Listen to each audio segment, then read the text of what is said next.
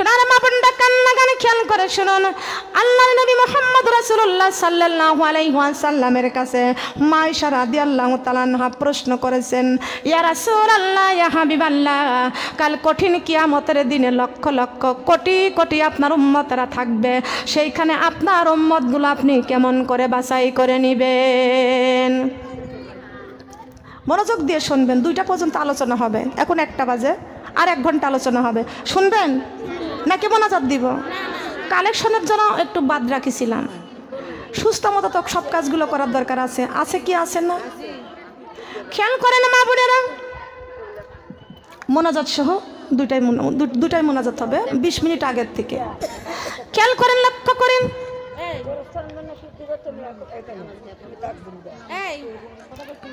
মা আয়েশা রাদিয়াল্লাহু তাআলা আনহা প্রশ্ন করেছেন, ইয়া রাসূলুল্লাহ, ইয়া হাবিবাল্লাহ, কাল কিয়ামতের কঠিন দিনে কোটি কোটি উম্মতরা থাকবে, আপনার উম্মতগুলো আপনি কেমন করে বাছাই করে নেবেন, যাচাই করে নেবেন? আল্লাহর নবী ডাক দিয়ে বলতেছেন, আয়েশা রে, লক্ষ লক্ষ কোটি কোটি উম্মতেরা আমার মানুষ থাকবে হাসরের মাঠে, আর আমার উম্মত যারা তাদেরকে আমি চিনে নিব। আল্লাহ পাক রব্বুল আলামিন আমার উম্মতের কপালের মধ্যে নূর দান করবেন, আমার উম্মতের কপালে নূর দান করবেন। আয়েশা রে, আমার উম্মতের কপালে থাকবে নূর।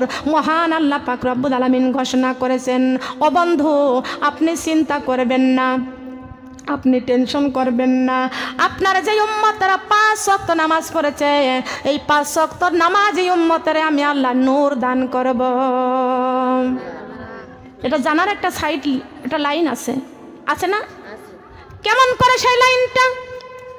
আল্লাহর নবী নামাজের সেজদা শিখাইতেছেন। আবু লাহাবের স্ত্রী উম্মে জামিল আমার নবীজির ঘাড়ের উপরে পচা উটের ভুঁড়ি চাপায়া দিয়েছেন। নবী আমার কষ্ট পাইতেছেন, দুর্গন্ধ। দূর থেকে মা ফাতেমাতুজ জোহরা রাদিয়াল্লাহু তাআলা আনহা দেখতে পাইছেন। মা ফাতেমা দূর থেকে দৌড়ে এসে সেই উটের পচা ভুঁড়িটা নামায়া দিয়া চোখের পানি ছেড়ে কান্দে আর বলেন, হে উম্মে জামিল, আমার বাবা তোমাকে কি অপরাধ করেছে, কি অন্যায় করেছে?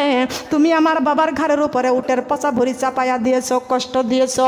ডাইরেক্ট সরাসরি আল্লাহ পাক রব্বুল আলামিন ডাক দিয়ে বলতেছেন, বন্ধুরে, আপনি নামাজের সেজদা শিখাইতেছেন, আর আবু জাহালের বিবি আবু লাহাবের বিবি উম্মে জামিল আপনার ঘরের উপরে উটের পচা ভুঁড়ি চাপাইয়া কষ্ট দিতেছে।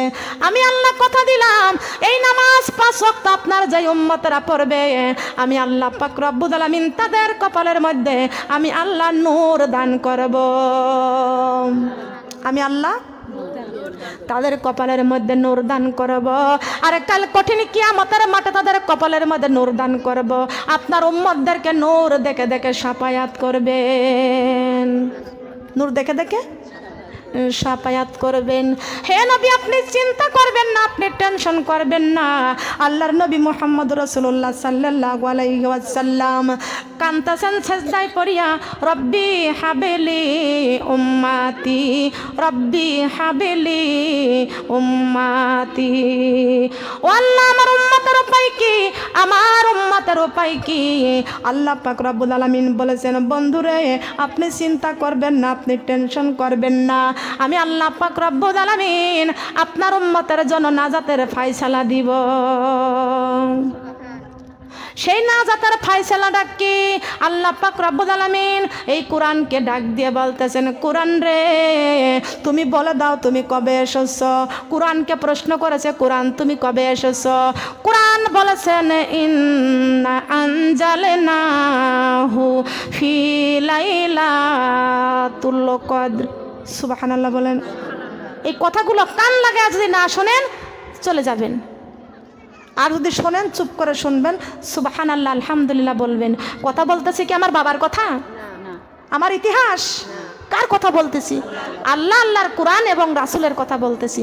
সবাই বলেন সুবহানাল্লাহ। এখানে আপনার বাড়তি কথা বলার কোনো অধিকার নাই, আছে নাকি বলেন? কান লাগান, খেয়াল করে শুনেন। কোরআনকে প্রশ্ন করা হয়েছে, কোরআন রে, কোন সময় তুমি এসেছো, তোমার সময়ের কথাটা বলে দাও। কোরআন সময়ের কথাটা বলে দিয়েছেন, ওয়ামা আদরাকা মা লাইলাতুল কদর। সুবহানাল্লাহ। কোরআন বলেছেন, এমন একটা সময় আমি এসেছি, সেই সময়টা ছিল রাত। সময়টা ছিল রাত। তাও কেমন রাত? 1000 বছর এবাদত বন্দিগির রাত, 1000 বছরের রাত। 1000 বছর কেউ আমরা দুনিয়ায় বাঁচবো না, কিন্তু এই কোরআন এসেছে 1000 বছর এবাদত বন্দিগি, ওই রাতে কোরআনটা এসেছে। এ কোরআন তুমি কাদের জন্য দুনিয়ায় এসেছ? কোরআন বলে দিয়েছেন ওয়ানুনাজ্জিলু মিনাল কুরআনি মা হুয়া শিফাউ ওয়া রাহমাতুল লিল মুমিনিন। আল্লাহু আকবার। কোরআন বলেছেন এই দুনিয়াতে আমি এসেছি মুমিনদের জন্য রহমত আর মুমিনদের জন্য শেফা। সুবহানাল্লাহ বলেন। মুমিন হতে চাই তো? মুমিন হতে চাই? কারা কারা হতে চাই? কারা কারা মুমিন হতে চাই? নাটোরের মা বোনরা একটু হাত বাড়ান, লম্বা করেন কারা কারা হাত, আমরা কারা মুমিন হতে চাই? আল্লাহ আমার নাটোরের মা বোনদেরকে আমাকে সহ কবুল করে নাও, বলেন আমিন। আজকে মুত্তাকিন হতে চাই, মুমিন হতে চাই, কিন্তু সুদের রাস্তা ছাড়ি না। মুত্তাকিন হতে হলে 5 ওয়াক্ত নামাজের দরকার আছে কি আছে না? আছে। রমজান মাসে রোজা রাখার দরকার আছে, পর্দা করা দরকার আছে কি না? এ মা বোনেরা, কোরআন হলো মুমিনদের জন্য রহমত, মুমিনদের জন্য শেফা। আর আমরা যদি মুমিন হতে চাই 5 ওয়াক্ত নামাজ ছাড়তে পারবো না, রমজান মাসের রোজা ছাড়তে পারবো না, ফরজ পর্দা ছাড়তে পারবো না। এই কাজগুলো আমাদের করার দরকার আছে কি না? বলেন আছে কি আছে না? আজকে দেখা যায় ও মানুষ হইছ বেহুশ দুনিয়ার বিছে, কি জবাব দিব আমরা আল্লাহর কাছে? বলো কি জবাব দিব আমরা? ও মানুষ হইছ বেহুশ দুনিয়ার বিছে, কি জবাব দিব আমরা আল্লাহর কাছে? বলো কি জবাব দিব আমরা? ও মানুষ হইছ বেহুশ দুনিয়ার বিছে, কি জবাব দিব আমরা? দেখেন তো ফোনটা পড়ে গেছে নাকি? কি জবাব দিব আমরা?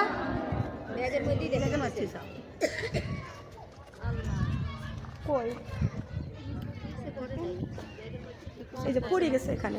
ও মানুষ হইছ বেহুশ দুনিয়ার বিছে, কি জবাব দিব আমরা আল্লাহর কাছে?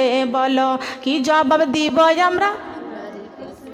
দুনিয়ারি মোহে পরে কোরআনকে গেছো ভুলিয়া, জানো কি কবে কখন ছাড়তে হবে এই দুনিয়া।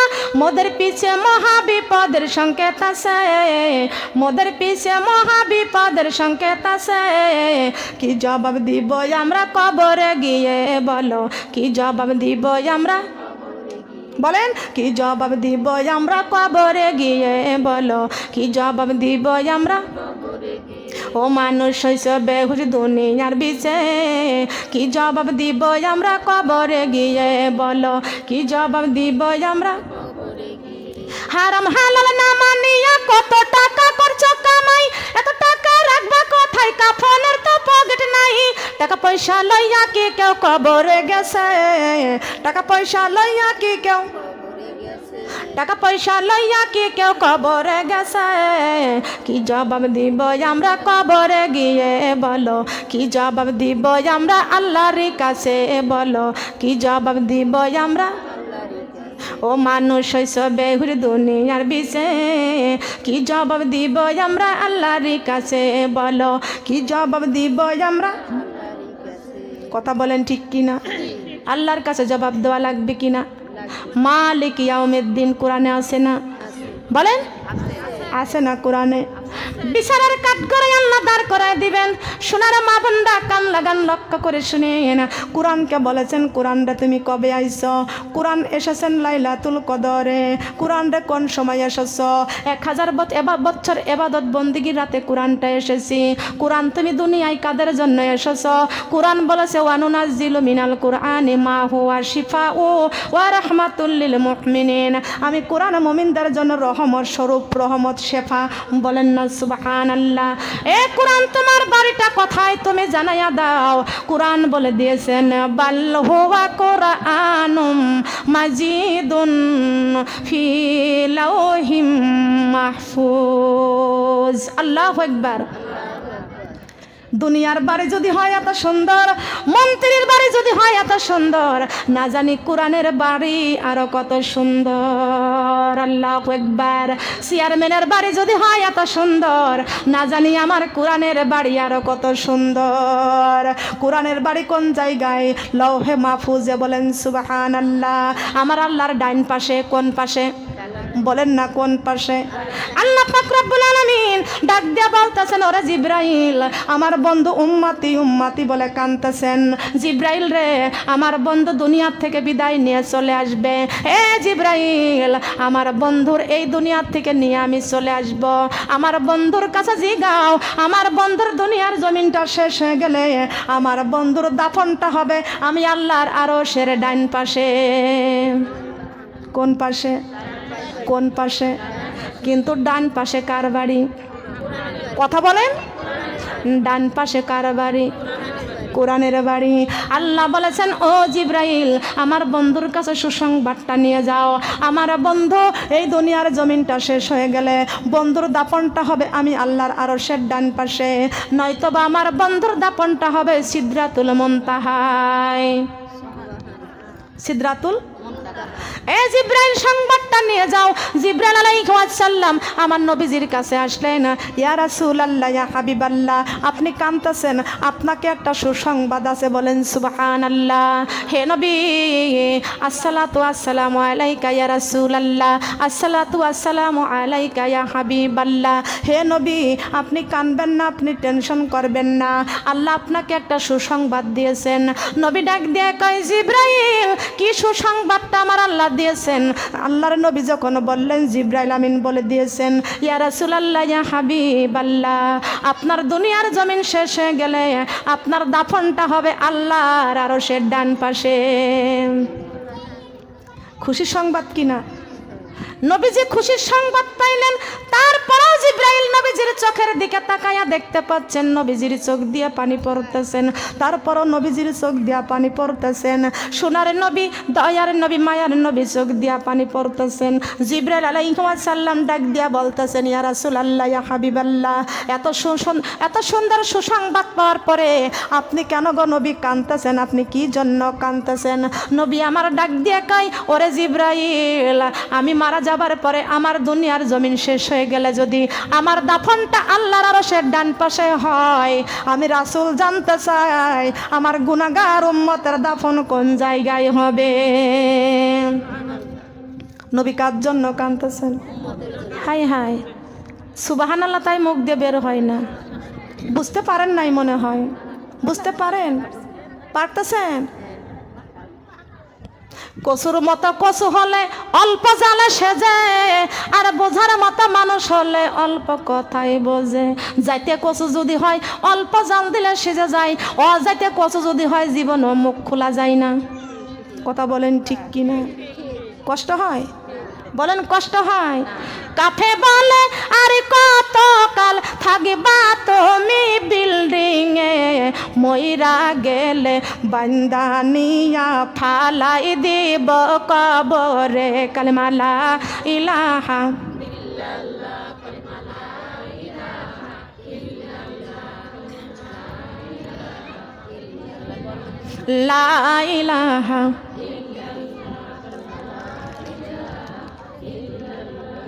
লা ইলাহা